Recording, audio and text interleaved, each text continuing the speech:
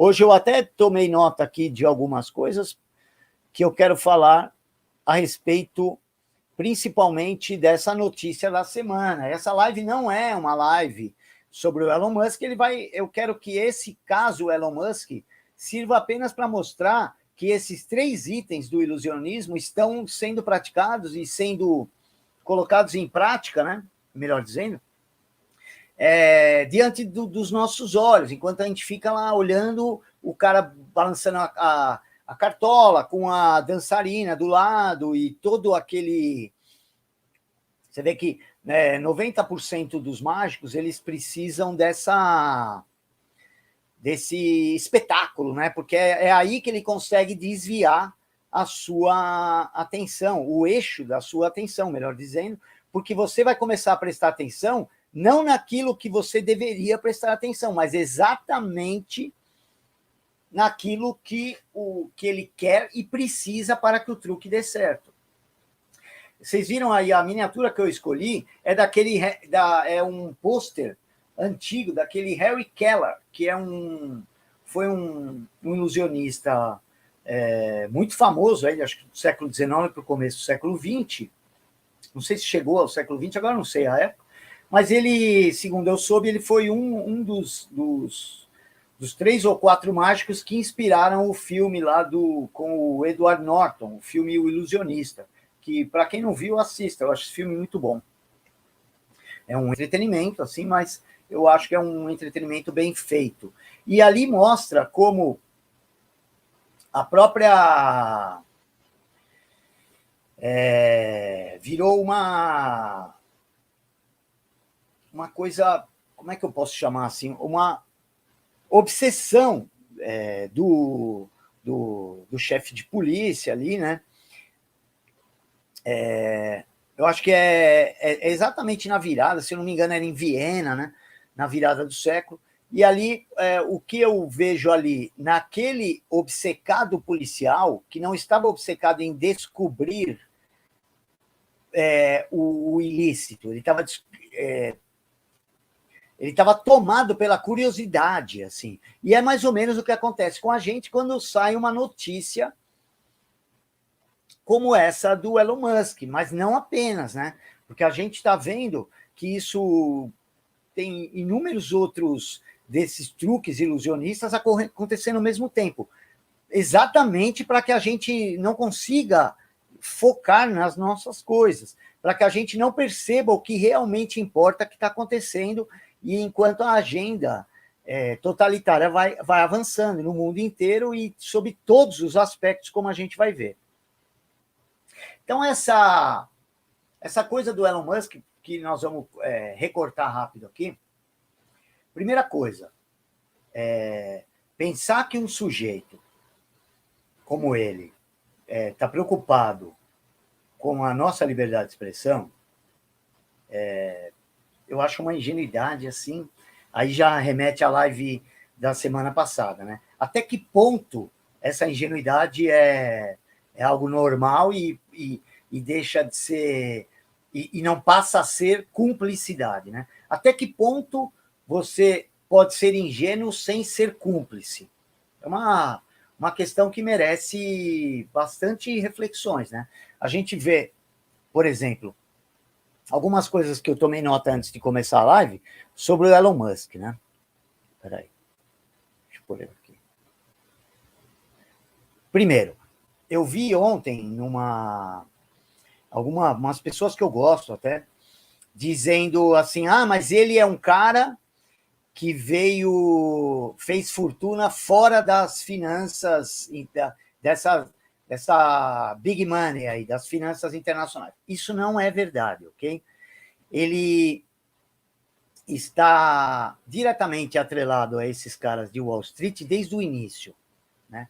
Então, a gente já falou sobre o Elon Musk aqui há 2 ou 3 anos atrás, quando ele lançou a Neuralink, e eu escrevi um artigo sobre a Neuralink quando ela foi criada. Eu acho que esse artigo saiu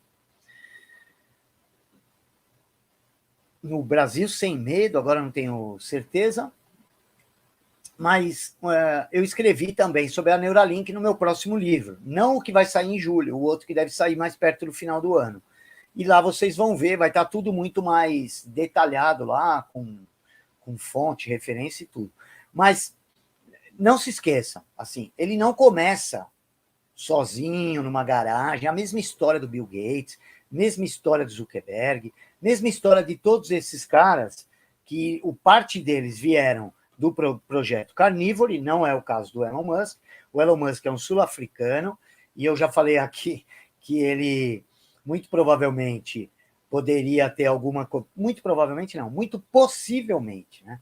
Poderia ter alguma conexão com as 3 famílias que, de certa forma, dominam toda a área de mineração ali de toda a África, que foi o Cecil Rhodes, depois o Nathan Rothschild, que, inclusive, não esse Nathan de agora, o Nathan do século XIX, que foi, inclusive, o que passou a cuidar do patrimônio do Cecil Rhodes, e a família Rockefeller, que foi aquela que pegou lá o Mandela na cadeia e colocou no poder, em troca das concessões de mineração.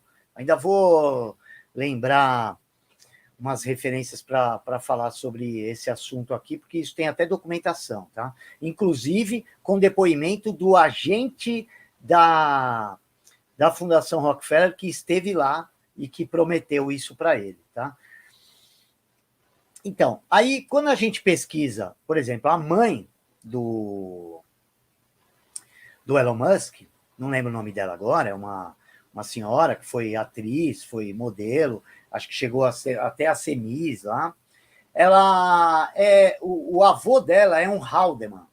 Haldeman era uma família de banqueiros que funcionavam como subsidiários dos Rothschild na África.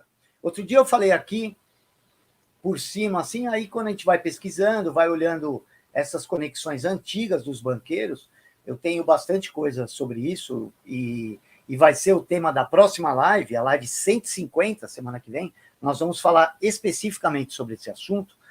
Aí vê, o avô dela foi um Haldeman. Eu não consegui encontrar uma conexão direta, né? Mas também temos a ligação por um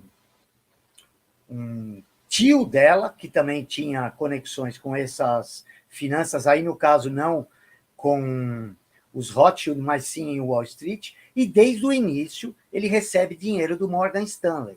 Se vocês pesquisarem, vocês vão ver que até mesmo a compra do Twitter, ele pegou 25 bilhões de dólares com o Morgan Stanley em 2 empréstimos.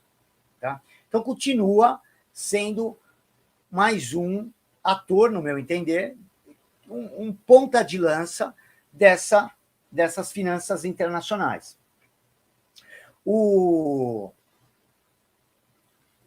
Morgan Stanley, para quem não sabe, é um banco de investimentos criado por um descendente do JP Morgan.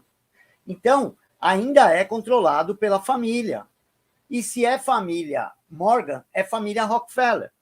Porque, veja, eles não apenas se juntaram em inúmeros casamentos, mas também na sociedade dos 2 principais bancos, das 2 famílias, que era o Chase Manhattan e o JP Morgan. Hoje se chama JP Morgan Chase, né, que é um dos maiores bancos do mundo.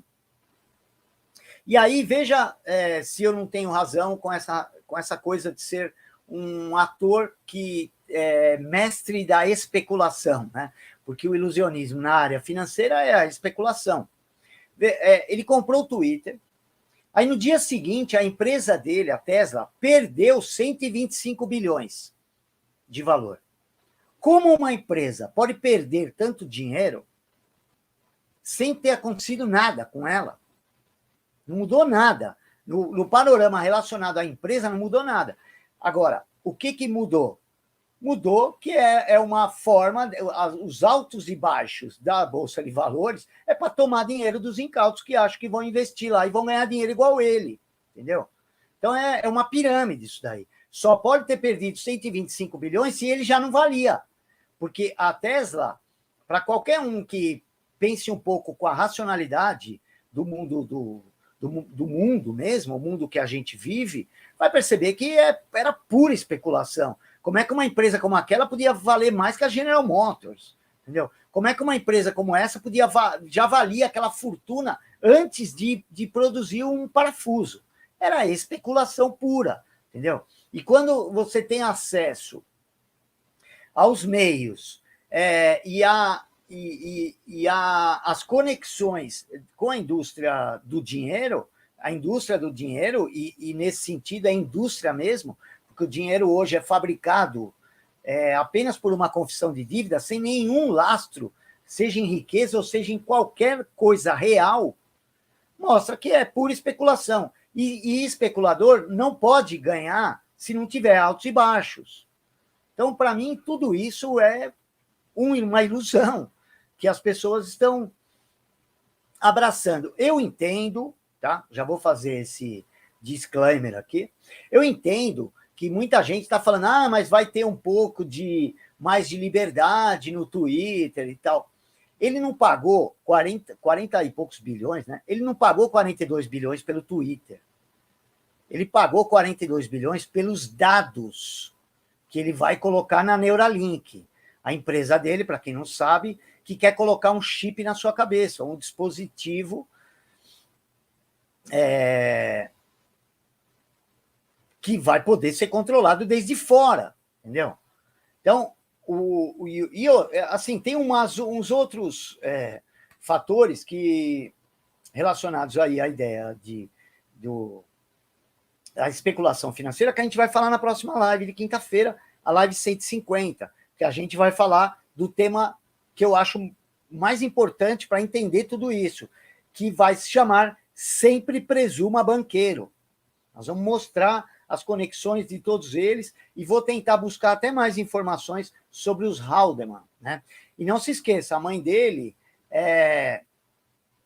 era uma pessoa, vive fazendo foto, aí, fazendo o olho que tudo vê, aí, o olho Illuminati, o olho de Horus.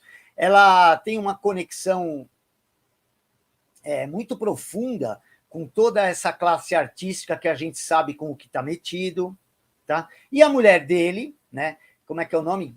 Grimes, ou é Grimes que fala? Eu sei que vão falar, porque ela é cantora e existe um estilo de música eletrônica com esse nome. Tá, mas Grimes também significa sujeira. Sempre tem o discurso oficial e a gente tem que tentar entender o que está nas brechas, nas entrelinhas desse discurso. Ela também é filha de um banqueiro, que agora não é mais banqueiro, e ele simplesmente é um investidor na área de biotecnologia, né? E hoje em dia, quando a gente ouve biotecnologia, normalmente está atrelado a essa questão de transhumanismo, assim como o Elon Musk adora esse tema, e o seu principal financiador, que é o Peter Thiel, é um cara que financia todas as iniciativas ligadas a transhumanismo.